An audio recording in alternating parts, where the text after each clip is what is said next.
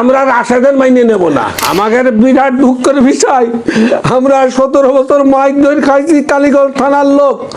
আমার মতন মুরব্বী 5বার মায়ের খাইছি। আমার গুলি দিয়ে কুরাসে দিয়ে মেরে ফেলছিল। আমি পরের বাড়ি 5 বছর আমি শুয়ে থাকি। আমার অপরাধ এইটাই অপরাধ, আমি বিএমপি করি, জিয়া রহমানের সৈনিক। এখন আমাদের বিরাট দুঃখের বিষয়, আমাদের কালীগঞ্জ থানায় 3টে প্রার্থী দাঁড়াইছে। একটা হচ্ছে হামিদ, একটা হচ্ছে মুর্শিদাবাদ বেল্টু, আর একটা হচ্ছে আপনার ফিরোজ। আমাকে 3টের একটা যদি নমিনেশন দিত তাহলে আমরা কালীগঞ্জ থানার জনগণ মেনে নিতাম। কালীগঞ্জ থানায় আমাদের কেন নমিনেশন দেওয়া হলো না? 3টের যাকে দিত তাই আমরা জনগণ মেনে নিতাম। আজকে আমাদের দুঃখের বিষয়, আমরা 17 বছর মাইক ধরে খাইছি, জেল জরিমানা গুলি খাইছি।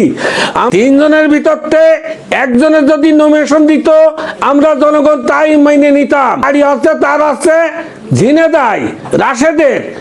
রাশেদ তো আমরা চিনি নে, আমরা চিনি এই 3 জনের। আমাকে যদি প্রার্থী না থাকতো তাহলে তার রাশেদে দিতে আমরা মেনে নিতাম।